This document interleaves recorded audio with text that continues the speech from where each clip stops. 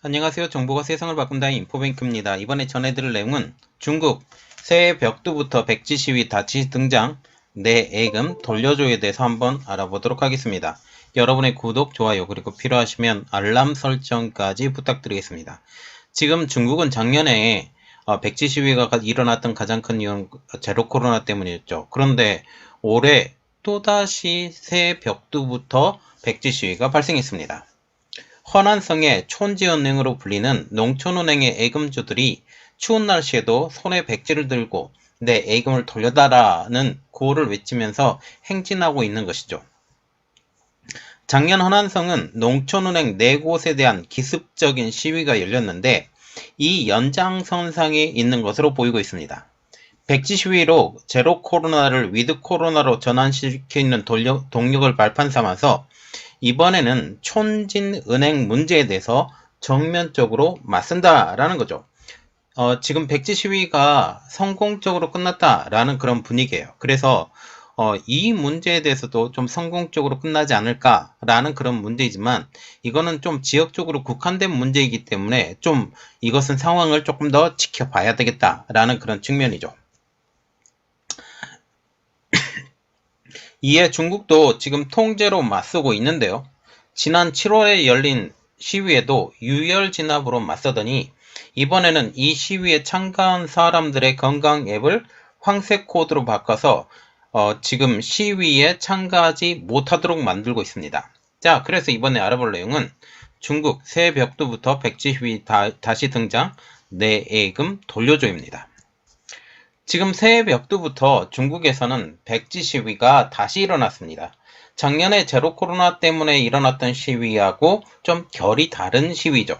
그리고 지금 백지 시위로 지금 이야기를 했던 것은 작년에도 백지 시위는 이런 느낌이 있었어요. 모든 것을 다 지운다. 그리고 말을 해봤자 내가 소용이 없으니 백지라도 들겠다. 라는 거죠. 허난성에서는 촌진은행으로 불리는 농촌은행의 예금주들이 이제 손에 백지를 들고 내 예금을 돌려달라고 외치면서 고속도로를 따라서 행진하였습니다. 이 영상은 동영상 플랫폼인 간징월드에 올라와 있습니다. 촌진은행은 금융기관 및 비금융기관 또는 개인이 출자한 은행으로서 농촌 지역에 설립돼 주로 현지 농민들이 이용하는 은행입니다. 해당 영상에서는 예금주들이 찬바람을 무릅쓰고 허난성의 성도인 정저우로 도보로 이동하는 모습이 보여지고 있습니다. 이곳에 참여한 예금주들은 50만 위안 이상의 예금주들로서 이들이 도보로 이동하는 가장 큰 이유는 당국에 의해서 건강코드가 전부 황색 코드로 바뀌었기 때문입니다. 이 때문에 이들이 기차, 자동차, 비행기, 자가용 등을 이용해서 움직이게 되면 빅데이터의 감시가 걸리기 때문에 그들은 도보로 허난성의 성도인 정저우로 이동하는 것이죠. 이들은 허난성의 성도인 정저우로 이동해 자신들의 권익을 수호하기로 했습니다. 이번 사건의 발단은 작년 4월로 거슬러 올라가죠. 지난해 4월에 위저우 신민생 마을은행, 그리고 샹차우 이민 마을은행, 저청황화 이 마을은행, 그리고 신동방 마을은행, 이 4곳의 허난동 소재의 4개의 촌진은행에서 시스템 유지 보수라는 공지를 내걸고 동시에 예금 인출을 막아버렸습니다. 이는 예금주들의 분노를 일으켰는데요. 이때부터 이 은행을 사용하는 시민들이 자신의 소셜미디어에 계좌에서 돈을 출금할 수 없다라는 글을 게시하기 시작을 했습니다. 촌진은행은 2007년 농촌지역에서 삼농사업 지원을 위해 금융서비스를 지원한다라는 목적으로 설립이 됐죠. 그래서 농촌에 특화된 은행이다라고 보시면 되죠. 예금과 대출, 채권 인수 등 금융 업무도 했고 정책은행이나 시중은행, 보험사, 증권사 등 금융기관의 업무도 대행하는 한마디로 종합은행인 셈이죠. 그래서 은행의 기능도 갖고 있지만 보험사, 증권사의 금융기관까지 한꺼번에 한다라는 거죠. 또한 여기서 그 대출도 하고 그 예금을 할 때 연리가 좀 높게 잡습니다. 그래서 이것을 알리페이나 그 위챗페이를 통해서 이러한 것들을 또 홍보하기도 했죠.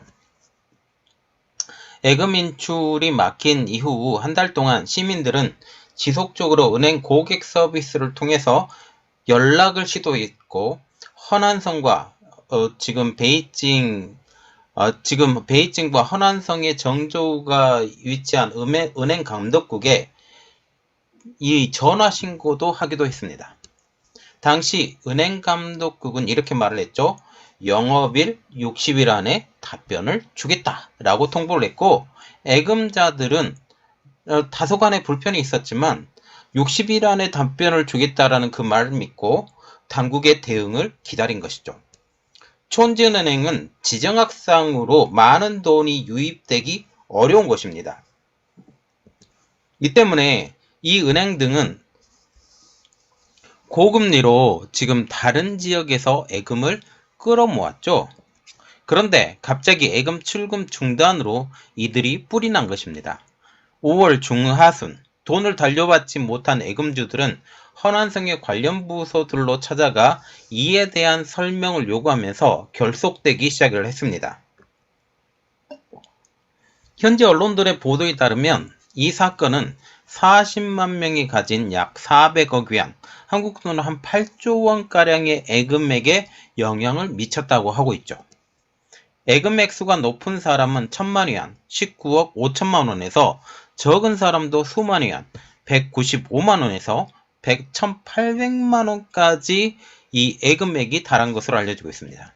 결국 7월 10일 허난성 정저우 인민은행, 왜 인민은행이냐면 인민은행이 이 모든 은행 업무를 총괄하는 이 은행이죠. 그래서 정저우 허난성의 중심의 인민은행 앞에서 약 3,000명의 예금주가 모여 촌진은행의 예금 동결을 규탄하는 시위를 벌인 것입니다.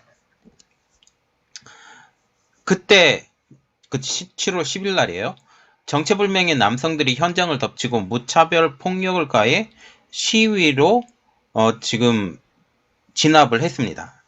이 사태로 예금이 동결된 예금주가 40만 명에 이르고 관련 금액은 수백억 위안에 알려지게 된 것이죠. 이전에 수면 밑으로 있었던 것이 유혈 사태가 벌어지자 이게 수면 위로 올라선 거죠. 이처럼 예금주들의 대규모 시위가 실제로 벌어지자 당국은 공적 자금으로 나누어서 지불하겠다고 당시에 약속했습니다. 중국 은행보험감독위원회의 통보에 따라서 지금 지방정부가 이것을 보증한다라는 이야기가 나왔고 2022년 8월 11일 저녁까지 4차례에 거쳐서 촌지은행 예금주 43만 6천 가구에 180억 4천만 위안을 지불했다라는 것입니다. 하지만 이 문제가 이것으로 완전히 해결된 것은 아니었다고 하죠. 정부가 지출에 따른 자금을 받지 못했던 예금주가 나오는 반면에 원금만 받고 이자를 떼인 예금주도 있었던 것입니다. 그래서 원래 돈을 넣을 때는 이자까지 받기로 하고 그리고 또한 이런 생각을 할 수 있죠. 우리가 지금 돈의 가치가 이자가 돈의 가치보다 더 뛰어넘어야 보통 돈을 집어넣죠. 그래서 만약 이자를 떼어버리면 돈의 가치가 낮은 가치로 그냥 돈을 받는 그런 셈이 되는 것입니다. 정말로 놀라운 일은 이들이 새해 벽두부터 이제 자기 자신들의 사유재산권을 지키기 위해서 직접 행동을 나섰다라는 것입니다. 이들의 손에는 허난 촌진은행의 예금을 인출할 수 없다, 억울하다 라는 문구가 적힌 백지를 들고 행진한 거죠.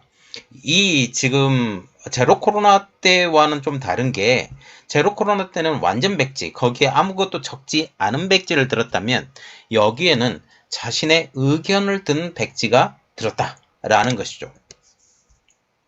이런 항의 형식은 얼마 전 중국 전역에서 일어난 백지혁명을 연상케 하고 있습니다. 백지혁명을 통해 인민들이 힘을 얻는 것이 분명해 보였기 때문이죠.